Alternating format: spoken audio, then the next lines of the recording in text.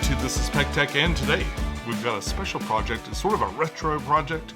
This is something I built a long time ago, or I put together a long time ago, back in the steampunk days. This was sort of the prototype for the steampunk tank. And at that time, it was going to be sort of a beta bowl, and I was inspired by these. There was this kind of chintzy product. It was basically a small container, and it was the self-water changing beta bowl where the detritus would kind of sift to the bottom, and you'd pour water in it, and it would just pump it right out. So I basically took an old biOrb. This was one of the biOrb aquariums.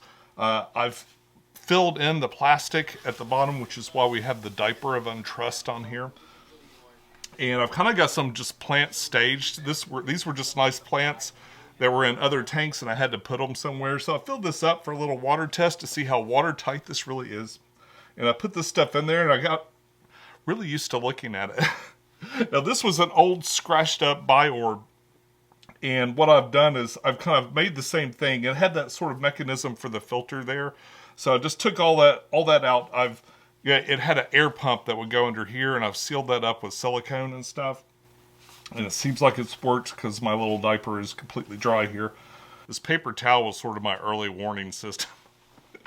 I know that if I ever saw this thing soaked, then this was leaking out to some degree, and maybe I could catch it early or something was the idea. So this has like one of those round cross-stitch things in the bottom of it. So there's sort of a reservoir all the way in the bottom, which you can see a little bit. I'm not sure how visible it'll be once I get kind of all this going. And actually all these plants are from the tiny island tank, which is just kind of busting over. It's in dire need of a trim, so I thought what I might do is trim that tank and then put the contents in here. I've already started, so I've already got a little bit in here, and it's just kind of a placeholder. The light that I've got right now is literally bread tied to the stem that I have that goes across through here. Because I've wanted to do this project for a long time. Even though this thing's kind of scratched up in places, I don't know. I just think it would be neat. I had it in mind for an office aquarium because I think it would be really neat. And I would eventually like to have a Lazy Susan underneath so I could just kind of turn it, add some water in the top, and then it'll just like pour out the side. I've got a really old video where I sort of demonstrate this. At that time, I had the air hose connected, and if you leave it where the air hose is connected, then you can like really pump the water out fast. I didn't want that action going on, so I've just kind of left it at this. But you can like turn it so that hose is pointing around the other side. This area here that we're in is where the smart tank was, and I took that down kind of early in the year. I just got sick of dealing with it. But I did have sort of a hole right here where other aquariums are, which makes it really convenient to just kind of stick another little thing in. So I think this is going to be the candidate. I have a very tight wall requirement because this wall is slanted up. It's hard to tell probably on the video, but it slants up right here. So it really narrows what I'm able to stick over on this wall. I'm going to dig around in here and see if I can't get some more plants. Look how dark it is. You can't even see the lights. Barely making it down here, but there's lots of growth. Like even with just a little bit of light, like all this stuff is going. I mean, it's dark even with your eyes. You can tell. You can tell not much light is getting down there at all. So it should be interesting to see what happens when I trim this way down. I'm not going to film too much of me actually trimming this part because it's a pain, and I've got my camera all set up already, but I will show you the inside of this real quick. Yeah, so this is what it looks like with that plastic off. It's got a real earthy smell to it. You can tell that it's looking great. Definitely algae free. Need to dust a little bit, my goodness. Okay, let's trim this up. And now the tiny island has been trimmed. And it's a much more manageable size, a lot brighter inside too. So now these things can have a little bit more light and they can grow out. Oh, there's some stuff I missed. Should have pulled that out.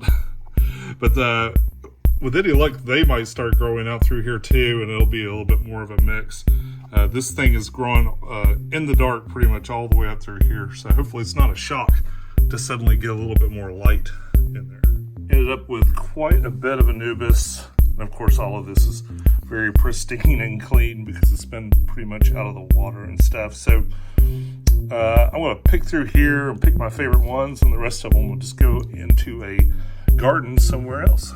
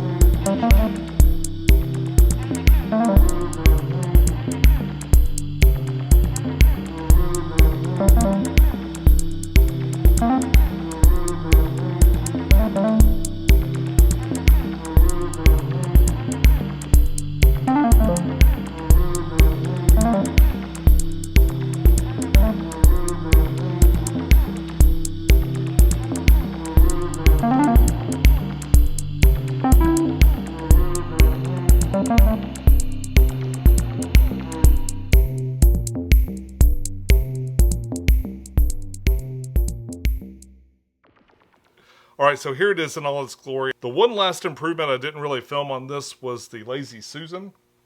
Lazy Susan is going to enable its special feature because this is not just any regular old fish bowl. This is the PECTEC water change friendly fish bowl. You spin it around, then you just you have to maneuver the light out of the way. And I'm not too sure on this light. I might keep it. I might get something a little bit smaller. But after you remove the lid, all you have to do is add some fresh water to the top and it will pour right out. So one thing that's kind of hard to see is I've found a little cork to add to the back. One thing I discovered when I tried to set this up is it does become quite easy to just kind of accidentally pour water out the top. Okay. I don't want things to accidentally drip. So I found a little cork and I plugged it up in there. And that seems to, for now, I feel like that's a great solution and it's working good.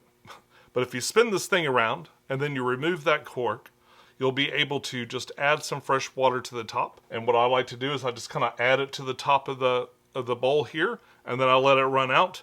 So it's a fairly small water change, but it's a fairly small aquarium too. And the way I figure, that's about 10% or so. So this is the kind of thing that if you had it at work or something like that, and that's kind of what I had in mind for this, is to eventually take it to my office. But if you just kind of casually walk by and pour a small container of water, maybe you've got a little 1 quart pitcher or something like that, you can pour it into there, capture it in a little bucket or something, like this is 3 gallons, it doesn't need that at all. But you can capture it in a little bucket or something like that, or water some plants. One thing I originally wanted to do is I was going to hook that pipe up to a series of plants and have this thing also be the watering source, so that when I pour the water through, it would go into a bunch of house plants and stuff. But that was sort of an ambitious project, and to tell you the truth, this aquarium here is really beat up. It's really not a great example of a really pristine aquarium. And I can't say as I would just blindly do this on a regular biOrb because they're kind of expensive. But man, you get one for $5 or $10 at a yard sale, and absolutely drill a hole in the side. Plug up the bottom, connect a little joint right there, and you've got your own automatic water changer. Well, nothing's automatic. You've got to do a few things too, but boy, it's a lot easier than trying to siphon water out. And it could be really cool too if you did other implementations, like you added plants to it and stuff like that on the exterior, which I think that would be a really easy project to do. Maybe I'll do it in the future because I'm really liking this so far. I might even go buy a nicer one. One bit of advice on gluing these: you can see some of the globs and stuff from when I glued these things down, but it's not nearly as bad as I thought it might be. And I think really drying those things off as you're applying the glue and then trying to get them in there before they get really dried out is the key. One thing you should really be cautious of, especially with these plastic aquariums and that glue, is that the fumes from that can really cause a lot of staining and stuff. And I'm not sure, but I might even have a few areas in here where it feels like the glue got too fumy and caused like a little white film. I've cleaned up a lot of stuff in here. It's looking better now, but at first I was worried that maybe I'd really messed up the tank. One thing that you could probably do is dry off the rhizome, glue it down, and then while you're waiting for that to really set up, you can blow on that too, it'll help a lot. While you're waiting, you can kind of take the leaves and dip them, so you can just kind of keep those leaves wet. Now, all of these things were already growing out of the water, so I think they're much more resilient to the treatment I gave them when I set this up. But that might be a good trick to, especially if you've got Anubias leaves that are already kind of been living underwater and maybe are used to a more moisture-rich environment. And folks, that's all I got for you today. If you would like to see the original video for that, you can click right here. Be sure to subscribe because I need the subs and I would love to see you again. Until next time, follow your bliss, keep a clean tank, and I'll see you soon. Bye-bye.